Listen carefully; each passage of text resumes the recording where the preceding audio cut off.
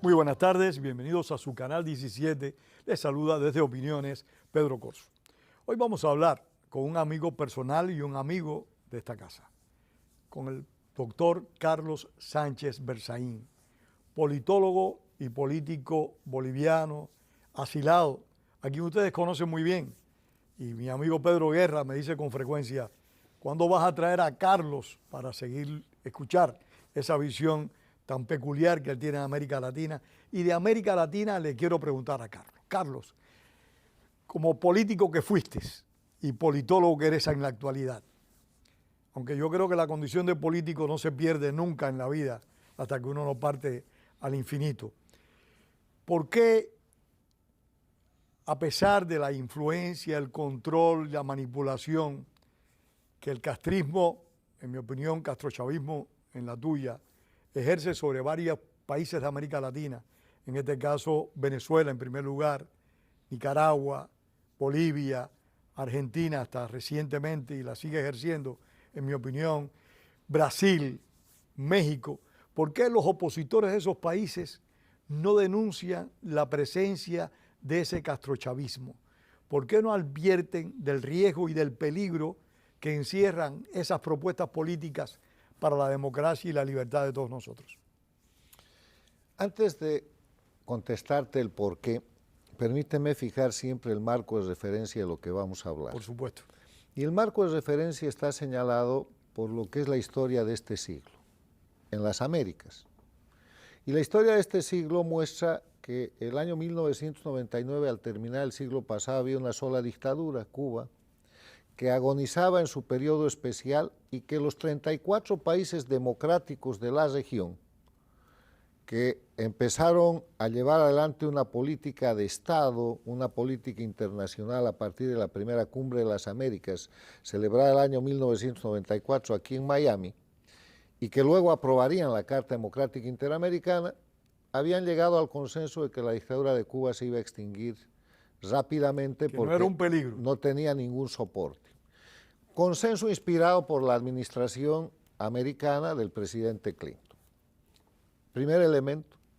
Segundo elemento, el año 1999, a esa dictadura agonizante llega a la presidencia democráticamente elegido un golpista que tenía que estar en la cárcel, pero como recibe una serie de beneficios del presidente Caldera, Hugo Chávez es habilitado para ser candidato y gana la elección del año 99. Entonces se vuelve el dueño de Venezuela y de inmediato acude a salvar a la dictadura de Cuba, a la que le da petróleo, le da dinero, y el siglo se inaugura, el siglo XXI se inaugura, con todos los líderes, países y democracias de las Américas, mirando el futuro, construyendo la Carta Democrática Interamericana, un mundo globalizado, un mundo capitalista. Había desaparecido la Unión Soviética el año 91, Cuba no era un problema, y Chávez era un presidente democrático más que después de cumplir su periodo se iba a ir. Pero había sucedido al principio de este siglo un gran acuerdo entre Chávez, socio capitalista, con todo el dinero y petróleo de Venezuela, Fidel Castro, dueño del crimen organizado más importante de la región desde el año 59, hizo guerrillas, narcotráfico, Cuba el primer narcoestado, torturas, secuestros, invasiones, de masas. todo. Okay. Crimen organizado, impune.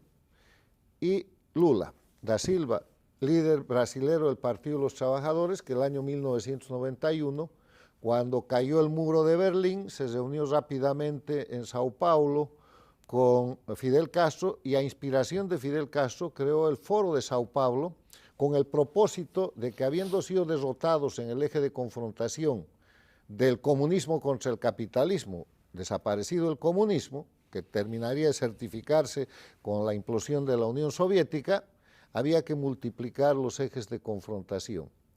Y esa multiplicación quería decir exacerbar cuestiones más pequeñas pero importantes como el racismo, el sexismo, el feminismo, el indigenismo, que los recrean, que ya fue no la carta de existía, victoria. y todos los ismos, cosa que no logran hacer entre el 91 y el 99 o el 2000, porque no tenían dinero. Pero cuando llega Chávez está perfecta la fórmula, y el siglo XXI se inaugura de una manera espectacular que la gente no percibe. Derrocan primero a Yamil Mahuad en el Ecuador, a los 12 días de haber dolarizado el Ecuador, que Ecuador sigue dolarizado hasta hoy día y es un país en desarrollo. O sea, no fue derrocado por la dolarización. No, el pretexto, ¿no? Lo derrocaron, pero no hubieron derrocamientos en la década del 90. No. Bueno, entonces este siglo se inaugura con el derrocamiento de Mahuad en el Ecuador. Después derrocan a De la Rúa en la Argentina, que tiene que salir en un helicóptero, y viene el gran incendio de la Argentina y presidentes interinos. O sea, todas estas acciones de carácter política desestabilizadoras parten de eso. Te estoy mostrando hechos, cosas. Después vamos a llegar a las conclusiones. El marco es referencia, lo que hemos escrito hasta ahora, pero ahora te estoy mostrando que el siglo XXI empieza derrocado Mahuad en el Ecuador, derrocado, caído De la Rúa en la Argentina, derrocado Gutiérrez en el Ecuador, derrocado Sánchez Lozada en Bolivia, y después derrocado el secretario general de la Organización de Estados Americanos, el expresidente de Costa Rica, Miguel Ángel Rodríguez, que terminaba de ser electo secretario general, le inventa un caso de corrupción del que después fue declarado inocente, va a defenderse en Costa Rica, lo aprenden y queda vacante en cuestión de meses la Secretaría General de la OEA, van a votar y Estados Unidos pone su candidato y empata. ¿Por qué? Porque Chávez, con el dinero y la operación de la dictadura de Cuba, habían creado el principio de lo que después sería el Petrocaribe, comprar con petróleo venezolano el voto de todos los países del Caribe. Y obviamente ponen a Insulza de secretario general. Entonces se produce un crecimiento de lo que es esta sombra que empieza llamándose populismo bolivariano, movimiento ALBA, movimiento bolivariano, que después se vuelve socialismo del siglo XXI o castrochavismo. ¿Y por qué lo llamo castrochavismo? Porque hay un hecho histórico que es muy grave, que es la muerte de Chávez. Salas Romer, el político e historiador venezolano, en su libro de que el futuro tiene su historia, dedica varios capítulos a demostrar, incluso con grabaciones que yo he escuchado y que él tiene en su poder, que son los cubanos quienes han matado a Chávez. ¿Por qué? Porque Chávez, mientras vivía, era el jefe y Fidel Castro era su estafeta, y está visto en todo ese tiempo. En cambio, cuando muere Hugo Chávez, primero lo que hace la dictadura de Cuba es instituir su sucesor, Nicolás Maduro, que es el castrismo venezolano que le gana al chavismo venezolano, que era Diosdado Cabello en ese momento. Y lo segundo que hace es apoderarse de Venezuela y convertir a Venezuela en la plataforma que Fidel Castro siempre soñó, la colonia de Cuba. Cierro el marco de referencia para no seguir dando detalles, pero ustedes, es en ese marco de referencia en el que se mueve la historia del siglo XXI, 24 años hasta ahora, y este socialismo del siglo XXI lo que logra es expandir la dictadura de Cuba. El año 99 había una dictadura, pues hoy día hay 4, y hubieron 5. Y son dictaduras copiadas como si fuera una patente, como si fuera una franquicia de lo que es la dictadura de Cuba, la dictadura de Venezuela, la dictadura de Bolivia, la dictadura de Nicaragua, y pasó por ahí con 10 años y poco la dictadura de Correa en el Ecuador. ¿Y qué es esa franquicia? Esa franquicia es tomar el poder para no irse nunca más. El primer paradigma es que el poder no se entrega. El segundo es que para no entregar el poder practican terrorismo de Estado, que es la comisión de crímenes desde el gobierno para generar miedo en la población y con ese miedo lograr conductas que de otra manera no fueran posibles. En el siglo XXI crean la figura de la dictadura electoralista. Todos los pueblos votan, pero no eligen. Dictadura electoralista quiere decir que el régimen tiene el control del registro de personas, tiene el control del órgano electoral, de las autoridades, tiene el control de quiénes van a ser los candidatos, Carlos, inclusive, y tienen oposición funcional.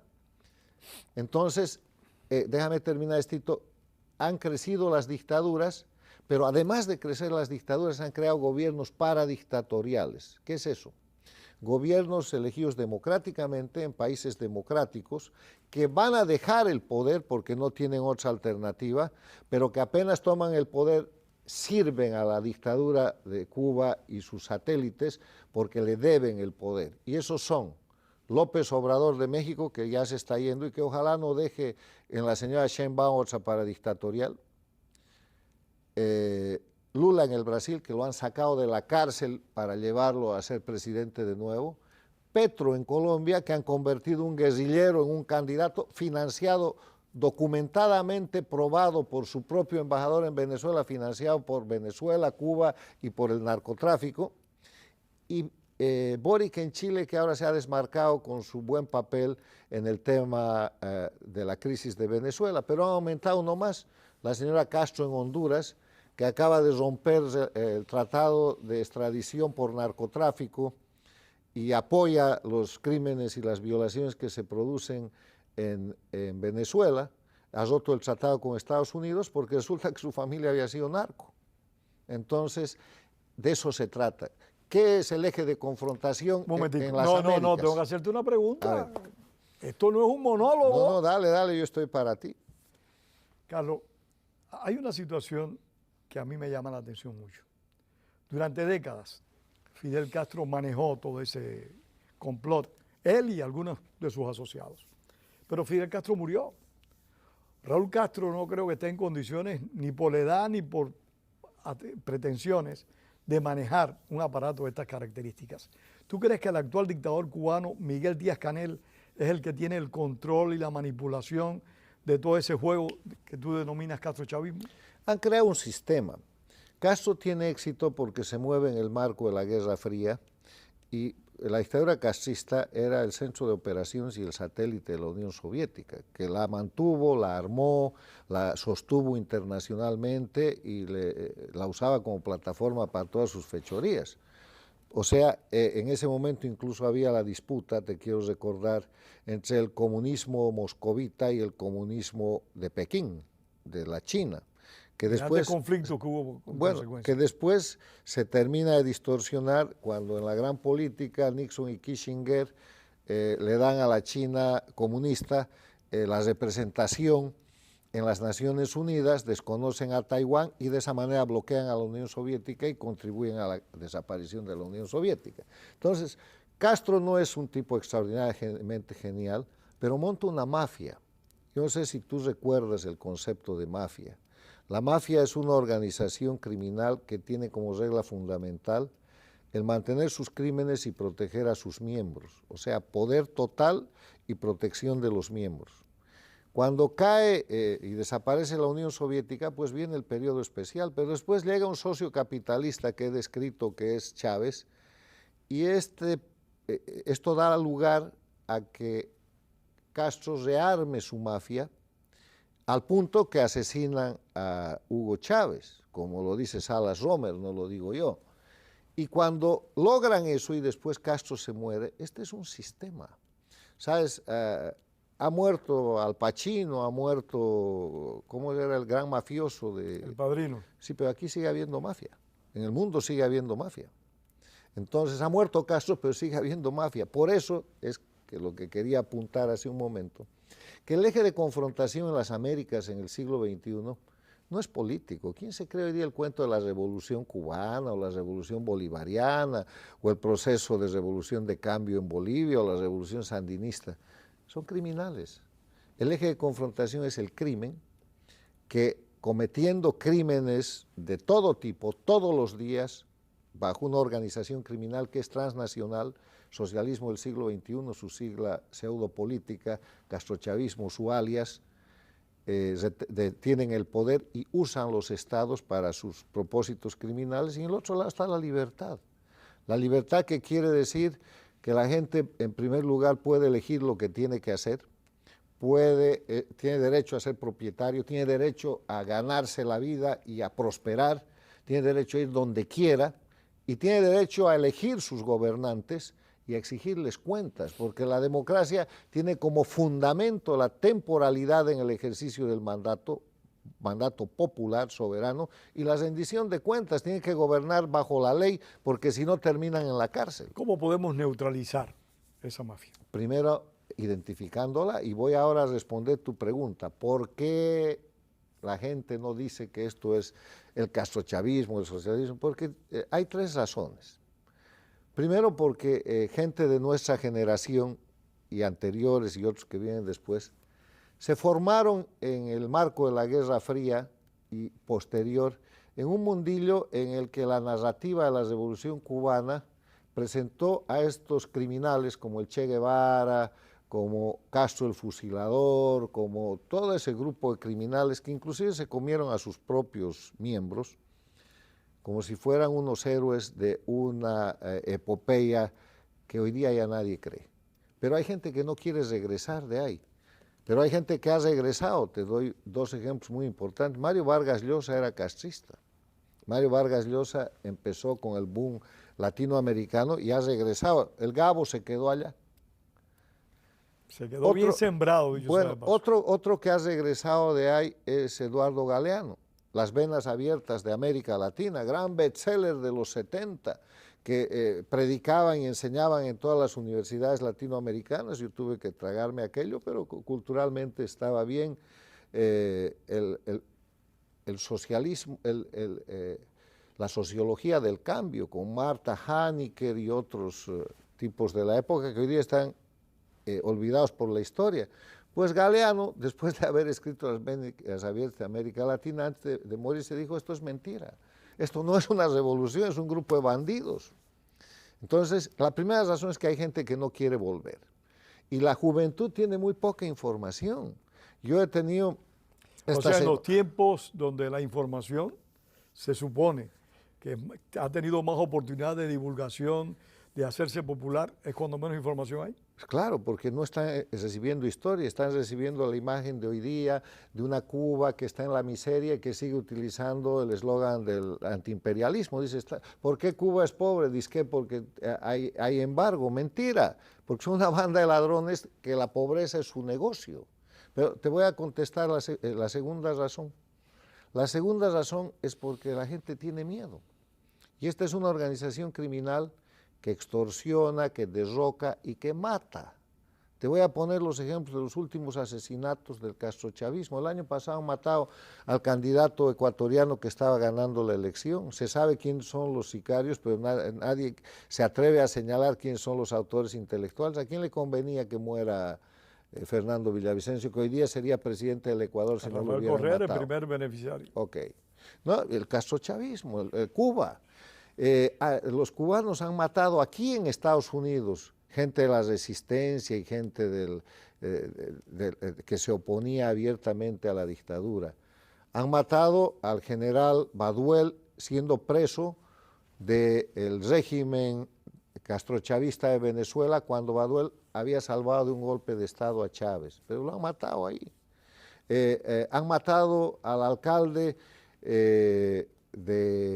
un alcalde en el Ecuador, en este lugar en Manta, donde antes la DEA tenía una base militar americana que han expulsado. Matan gente. Han matado en Bolivia a dos personas de las más notorias bajo la vía de suicidio. Uno, el abogado del preso político Camacho, gobernador de Santa Cruz, que ha tenido el cuidado antes de suicidarse de torturarse, sacarse un ojo, de dejar rasgos de tortura y después se ha suicidado. Lo mismo que un interventor bancario que iba a destapar toda la corrupción. Se ha cortado los testículos antes de suicidarse. O sea, así es, mata. La segunda razón se llama miedo, porque todos tenemos miedo, porque el valor consiste en superar el miedo, no en no tener miedo. Aquí no hay temeridad, hay miedo. Y la tercera razón es porque el castrochavismo, el socialismo del siglo XXI siempre ha tenido mucho dinero y tiene mucho dinero. Antes de amenazarte, antes de utilizar el brazo criminal, te sobornan. te reclutan, te convencen, te dicen que con ellos vas a llegar más rápido al poder y lo logran, porque además tienen una regla. Los amigos del castrismo y del castrochavismo nunca les va mal. Mira, Lula lo metieron a la cárcel, lo hemos sacado. Pero los que eran amigos del capitalismo, de Estados Unidos o de lo que llaman ustedes democracia, terminan en la cárcel. Entonces, con nosotros no hay corrupción, dice el socialismo del siglo XXI, hay amistad.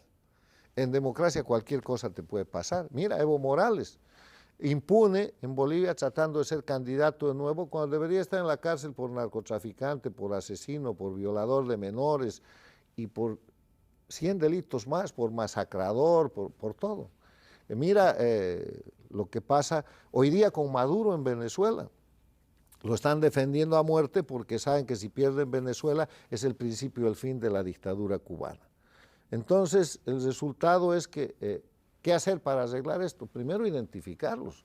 Tú me dices, ¿tú eres el único? No, no soy el único. Yo creo que, por ejemplo, la gran líder de las Américas, que es hoy día María Corina Machado, ya los está señalando. Hoy día Venezuela es un país ocupado. Esto no es un tema de venezolanos, no vayan ustedes a creer que Maduro es el genio. Es Cuba, es esa mafia. Tú dices sin Fidel, sí, pero es una organización criminal. La diplomacia que tienen los países del castrochavismo, Cuba, Venezuela, Bolivia y Nicaragua, cuando el embajador visita a un ministro, no es que están negociando cosas. La pregunta más habitual es decir, usted no quiere tener guerrilla aquí, ¿no? Usted no quiere un escándalo de corrupción, usted no quiere secuestros, ¿no? Entonces, ¿y usted me está amenazando? No, pero nosotros tenemos amigos y si somos amigos podemos evitarlo. Tenemos información, tenemos cosas para dar y listo. Y adentro. ¿Cómo hicieron el gobierno cubano cuando secuestraron al hermano de Gaviria? Bueno, lo que acaba de pasar en el Perú, el canciller del Perú, un extraordinario defensor de la libertad y la democracia, jugado a favor de la defensa de la soberanía popular expresada con el triunfo de González Urrutia el 28 de julio pasado. Lo han cambiado hace unos días, lo han cambiado esta semana que termina. Y han puesto un operador del socialismo del siglo XXI, del castrochavismo, que ha empezado diciendo Venezuela es un problema de los venezolanos. Bueno, entonces tienes ahí una baja, ¿por qué? Porque la sobrevivencia de la actual presidenta del Perú, que es muy frágil, pasa por tener un buen acuerdo con la embajada cubana en Lima, que está manejado por Gallo Zamora. El hombre que tenía ustedes en Bolivia. El que hizo la dictadura en Bolivia. O sea que hay que nomás leer y hay que nomás tener ni siquiera el valor, la educación y la dignidad intelectual de decir la verdad. Carlos, desgraciadamente el tiempo está llegando a su final. Tengo aquí tu próximo libro. Mi actual libro, el más reciente. Y Resistir, que por cierto tienes aquí a 3 personalidades notables, 2 de ellas que ya partieron. A María Corina Machado, Carlos Alberto Montaner y Villavicencio, el líder político ecuatoriano. ¿Cuándo presentas esto y dónde? Este jueves en Books and Books, el jueves 12 a las 11 de la mañana, pero más importante de eso es explicarte el porqué del título. Porque eso es lo único que se puede hacer para recuperar la libertad hoy día en Venezuela. Por eso te quería preguntar del título. Que será recuperar la libertad para todas las Américas. Lo que pase en Venezuela hoy día va a definir lo que pasa en las Américas los próximos 25 años. Y ahí están las imágenes de Carlos Alberto, porque tengo un ensayo dedicado a él. Es el hombre que ha abierto la senda de la persistencia y la resistencia contra la dictadura. Está la imagen de Fernando Villavicencio, asesinado el año pasado, hoy día sería presidente del Ecuador, en que en un ensayo yo señalo directamente como responsables de ese crimen al socialismo del siglo XXI, está escrito. Y está la imagen de María Corina Machado, que en un ensayo muy temprano, cuando ella gana las elecciones primarias el año pasado, yo digo que la libertad y la democracia de Venezuela pasan por proteger la vida y la salud de María Corina Machado, e insisto en eso. ¿Lo presentas el próximo jueves? Sí, el 12 a las 11 de la mañana en Books and Books. Este es un libro del fondo editorial del Inter-American Institute for Democracy, al que están cedidos todos los derechos. Y es interesante porque tiene contenido importante para entender lo que actualmente estamos viendo en Venezuela, lo que estamos viendo en Cuba, un día hay que hablar de Cuba y la miseria, lo que estamos viendo en Nicaragua, que acaba de sacar nuevos deportados y que está eliminando prácticamente a la Iglesia Católica con el silencio del Papa Francisco, que es otro fenómeno interesante, que tiene por ahí un ensayo muy bien colocado. Y lo que pasa en Bolivia, que es un narcoestado, que navega con bandera de democracia, nos están preparando la próxima elección del 2025, que va a ser exactamente lo que estás viendo hoy día en Venezuela, con la excepción de que no hay María Corina Machado. O sea que los opositores funcionales, los vendidos de siempre, van a salir a decir, sí, ganó Evo Morales seguramente. ¿Y legitiman entonces el mandato que salga? Lo que han hecho todo este tiempo en Venezuela, en Nicaragua, ¿por qué llega a Nicaragua la dictadura?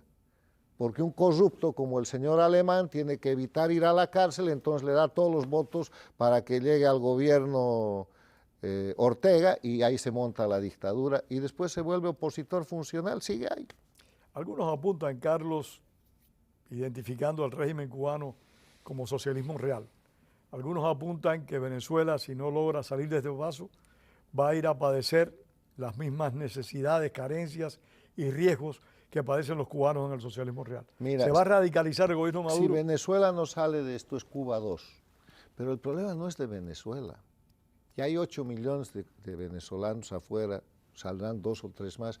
El problema es de las Américas, porque Venezuela se ha de consolidar como plataforma del terrorismo, como plataforma de atentado a la paz y seguridad internacionales por parte de Rusia, de Irán y de China. Se ha de consolidar como el centro de conspiración por su posición geopolítica, que hoy día ya sostiene a las FARC y al ELN, pero lo van a expandir. Y además un centro de venganza que va a tratar de acabar con todos los gobiernos democráticos que hoy día están señalando al dictador. La historia de las Américas, los próximos 25 años, se define hoy día en Venezuela, incluida la de los Estados Unidos, que está bajo presión de todo este sistema castrochavista con la migración forzosa, con el narcotráfico. Te quiero recordar que Fidel Castro y el Che Guevara impusieron el dogma de que el narcotráfico es un instrumento de lucha contra el imperialismo. No, ellos lo dijeron más de una en las Naciones Unidas y después lo repitió Evo Morales. Y han pasado de la cocaína al fentanilo. Se nos acabó el tiempo. Bueno, pero Carlos, ahí sigue. muchísimas gracias. Gracias. Y gracias a ustedes por haber compartido con nosotros una vez más esta tarde. Como decía el apóstol José Martí, la palabra es para decir la verdad y no para encubrirla. Hasta el próximo domingo, que les esperamos aquí en Opiniones en el canal 17. Hasta pronto.